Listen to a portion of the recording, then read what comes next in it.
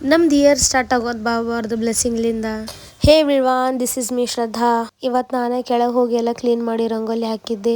ಹಂಗೆ ಮ್ಯಾಲೆ ಬಂದೆ. ಮ್ಯಾಲೆ ಬರೋಣ ಸ್ವಲ್ಪ ಮನೆ ಎಲ್ಲ ಕ್ಲೀನ್ ಮಾಡಿಕೊಂಡೆ. ನೋಡ್ರಿ ನಮ್ಮ ಚಿನ್ನಿ ಹೆಂಗೆ ಆಟ ಆಡಕತ್ತಾನ.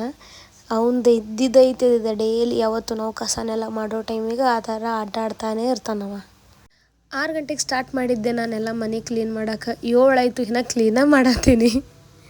ಹೊರಗಿನ ಸೈಡ್ನು ಗ್ಯಾಲ್ರಿ ಎಲ್ಲ ನೀರು ಹಾಕ್ಕೊಂಡು ಕ್ಲೀನ್ ಮಾಡತ್ತೀನಿ. ಕ್ಲೀನಿಂಗ್ ಆಯಿತು. ಕ್ಲೀನಿಂಗ್ ಆದಮೇಲೆ ಸ್ನಾನಕ್ಕೆ ಹೋದೆ. ಇವತ್ತು ಪೂಜೆಗೆ ತುಳಸಿ ಏರ್ಸಾತೀನಿ. ಅದೇ ಥರ ಹೊಸ್ತಿಲ್ ಪೂಜೆ ಎಲ್ಲ ಮಾಡಿಕೊಂಡೆ. ಹೊಸ್ತಿಲೆಲ್ಲ ತೊಳ್ಕೊಂಡು ರಂಗೋಲಿ ಎಲ್ಲ ಹಾಕಿ ಹೂವು ಇಡತ್ತೀನಿ. ಮನೆ ಒಳಗೂ ಎಲ್ಲ ಪೂಜೆ ಮಾಡಿ ದೇವ್ರಿಗೂ ವಿಶ್ ಮಾಡಿದೆ ಹ್ಯಾಪಿ ನ್ಯೂ ಇಯರ್ ಅಂತ.